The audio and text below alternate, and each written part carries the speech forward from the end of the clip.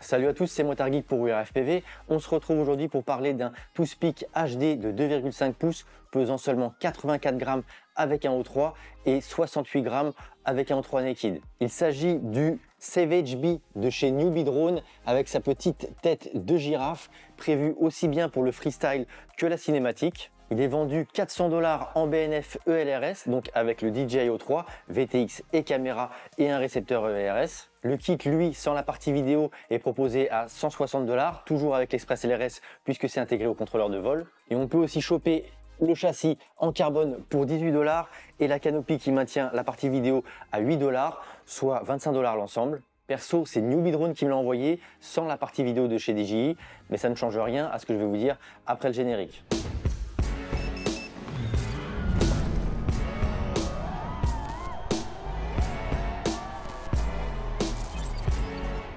Alors on commence directement avec le quad puisque j'ai déjà posté l'unboxing sur TikTok où je vous invite à nous suivre. On a dans un premier temps donc une base de châssis en carbone avec le support de lipo en TPU dont le STL est fourni directement sur le site de Newbie Drone et gratuitement pour ceux qui le casseraient ou qui voudraient le réimprimer ou le modifier.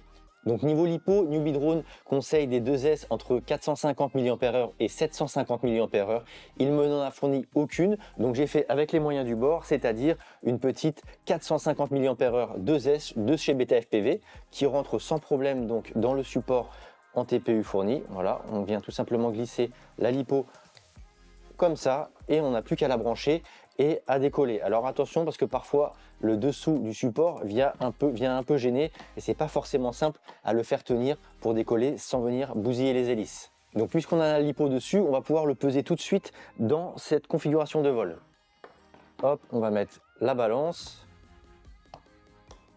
Donc là on est seulement à 112 grammes avec la lipo 450 et le petit support, la petite protection pour la caméra qu'on va pouvoir peser également tout de suite. Donc je vais venir l'enlever, je pourrais vous mettre le STL, j'ai trouvé ça sur Thingiverse de mémoire et voilà, cette petite protection qui vient protéger quand même la caméra bien chère ne rajoute entre guillemets que, parce que 1,7 g sur un quad annoncé à moins de 100 grammes, ça commence à faire quand même un petit poids. Et donc sans la protection et sans la lipo, on a un quad qui est affiché à 82 grammes. Donc c'est moins que sur la fiche produit, mais attention, j'ai retiré les deux antennes du Diversity ELRS, ça va pas changer fondamentalement la donne, mais voilà, on est clairement, le constructeur n'a pas menti sur le poids. Et on peut voir que je suis sur un câble qui n'est pas le plus court pour le DJI O3 et j'ai même rajouté un petit riselant pour éviter quand même qu'il vienne se balader et se prendre dans les hélices. Donc on pourrait peut-être se rapprocher des 80 grammes. Et donc tant qu'on est sur le poids et les lipos, en termes d'autonomie, Newbie Drone annonce environ 3 minutes 30 avec une 550 mAh et jusqu'à 5 minutes avec une 750 mAh. Moi, avec mes petites 450 mAh et mon type de vol quand même assez agressif, je me suis retrouvé avec des DVR en moyenne de 2 minutes, parfois un petit peu moins, parfois un petit peu plus, sachant que les lipos ne sont pas neuves, mais pas complètement bousillées non plus. Vous voyez qu'elles n'ont pas forcément gonflé. Donc, je ne sais pas ce qu'il faudra attendre avec des lipos plus grosses, malheureusement j'ai pas pu tester, mais au moins vous avez les chiffres. Et donc avant d'abord d'enlever la partie vidéo pour pouvoir vous montrer l'électronique, on va quand même regarder ce qu'on a à l'extrémité du châssis, c'est-à-dire des petits moteurs. Alors voilà, ça va pas forcément être facile avec l'éclairage de faire le focus, mais ce sont des flots donc de chez Newbie Drone à 11 450 kV. Des 12,02 en termes de taille et c'est la version 1.0. Donc ce sont des petits moteurs légers mais qui tournent quand même assez vite avec des hélices donc tripales de chez GameFan en 25 par 12. Voilà, si vous voulez voir un petit peu à quoi ressemble le pas. et la tronche des hélices. On a des trous sur les moteurs qui permettraient éventuellement de fixer les hélices avec des vis. J'imagine que Newbie Drone ne l'a pas prévu puisqu'il n'y avait pas de vis dans le packaging prévu à cet effet. C'est très certainement pour gagner un petit peu de poids et de toute façon c'est le seul jeu d'hélice que j'ai utilisé. Je n'ai pas utilisé le jeu d'hélice en spare et j'ai fait, je dirais, entre 3 et 5 crashs soit sur de la terre, soit sur de l'herbe. Donc rien de grave que ce soit pour le quad, le O3, le VTX ou les hélices. Donc, vous pouvez voir d'ailleurs qu'elles ne sont pas abîmées. Donc globalement, je ne peux pas vous dire si l'ensemble est vraiment résistant au crash. Et donc pour voir la suite, tout simplement ce qu'on peut faire, c'est enlever la partie vidéo. Donc pour le faire, c'est très simple. On a 4 vis à dévisser. Celle-là juste à l'arrière n'est pas la plus accessible à cause des fils d'antenne et de la nappe du VTX. Et la dernière à l'avant, il n'y a pas de souci particulier. Et voilà, déjà, donc on peut retrouver un petit peu d'herbe à l'intérieur. Voilà, on peut voir que juste en enlevant ces 4 vis, on a déjà accès à toute l'électronique.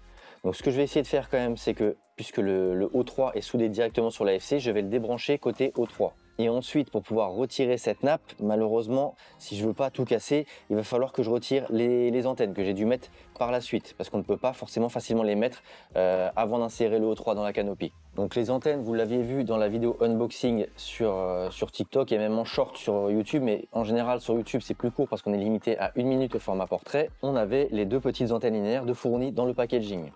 Donc avant de déclipser les antennes, je vais les défaire de leur petit support intégré à la canopie. Voilà, ça se glisse tout simplement dans la fente. Hop.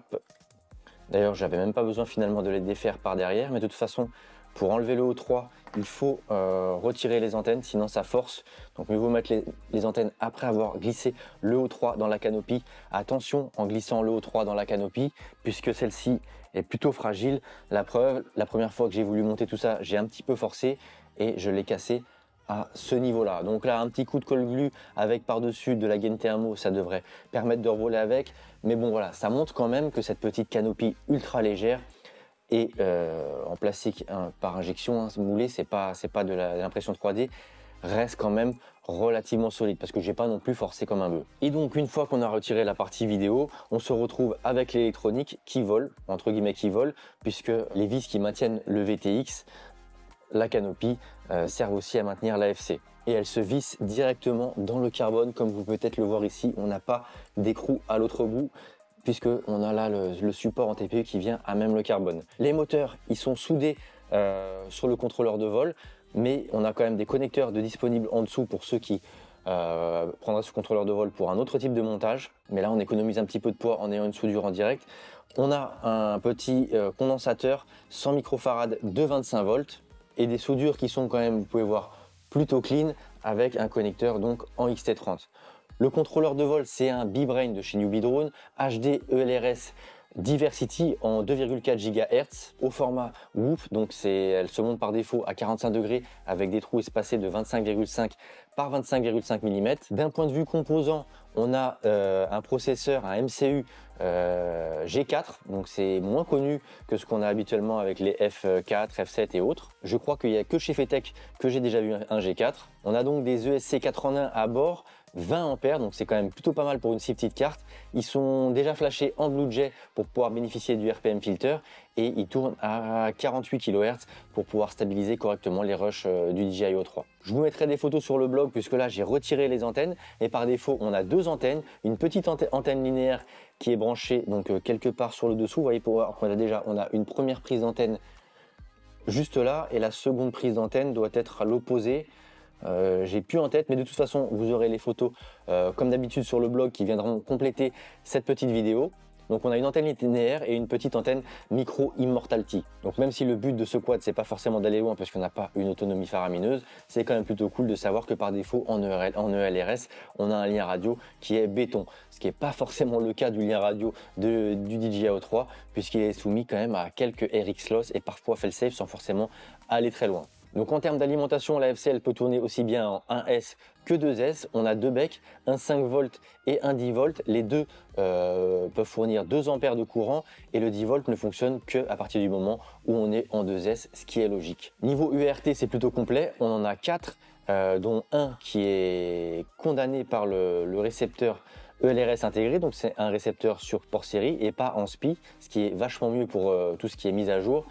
Et par contre, on n'a pas de black box, ce qui m'a un petit peu dérangé pour vérifier les réglages et également pour le tuner un petit peu mieux à ma sauce. Et le dernier point, c'est le port USB qu'on retrouve.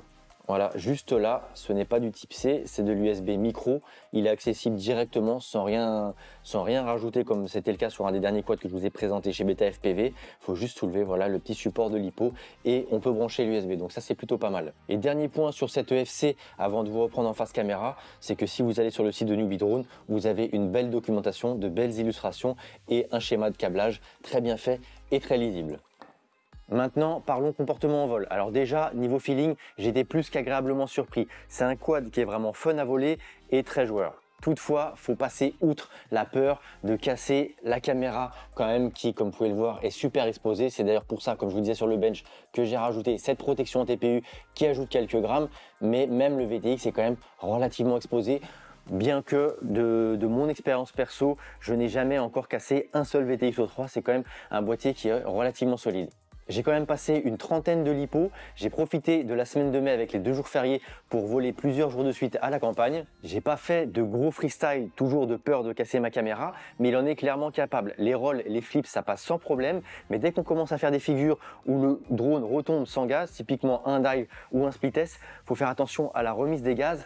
On peut facilement s'écraser au sol parce qu'il n'y a pas non plus une pêche de folie, mais surtout on a pas mal de prop wash. Et pour cause, tout du moins en partie, les filtres Betaflight sont par défaut. Par contre, les PID, eux, ont été plutôt bien travaillés et en tout cas, au stick, ça rend plutôt bien. Malheureusement, je ne pourrais pas vous prouver tout ça avec des black box comme d'habitude, puisque comme je vous le disais en vous présentant l'AFC, il n'y en a pas d'intégré à cette dernière. On va donc pouvoir enchaîner tout de suite avec l'étape suivante de la vidéo qui sera très certainement plus courte que ce que je fais d'habitude, c'est-à-dire les points positifs et les points négatifs.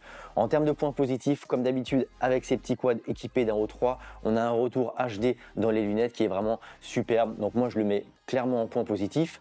Avec ce retour HD, on a également de la HD à bord du VTX qui est enregistré sans aucun glitch et qui en plus de ça est compatible avec la stabilisation Gyroflow sans aucun réglage puisque c'est bien amorti et qu'on n'a pas de vibration parasite. Donc c'est parfait aussi bien en termes de flux FPV que de flux enregistré à bord. J'ajouterai ensuite que le comportement en vol, il est excellent. On est sur un bon two-speak, c'est pas le two-speak parfait pour du freestyle. En plus de ça, il a l'air assez fragile, mais on peut vraiment se faire plaisir à ses commandes. Notamment parce qu'il a un poids quand même super léger pour un drone en O3 et parce qu'il a des PID plutôt bien travaillés. En plus de ça, il est clairement très silencieux. Dès qu'on s'éloigne et même si on est en full, on l'entend très peu. Il est vraiment pas agressif pour les oreilles, donc c'est aussi bien pour le pilote que pour les gens qu'il peut y avoir autour.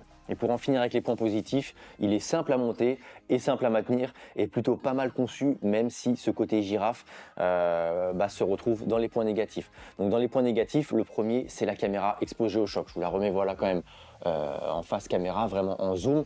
On peut voir clairement que c'est trop exposé au crash et que du coup ça va limiter un petit peu son usage. Et en plus d'avoir la caméra exposée au crash, on a une canopy qui est relativement fragile puisque moi je l'ai cassée simplement en essayant d'insérer le O3, certes en forçant un petit peu. Mais je crois que ce sera tout de même en termes de points négatifs, donc c'est pas si mal que ça. Je pourrais quand même rajouter le fait qu'il n'y ait pas de black box sur le contrôleur de vol. Ça va pas gêner tout le monde, mais moi, aussi bien pour faire une review que pour avoir un quad qui est réglé aux petits oignons, j'aurais aimé en avoir une.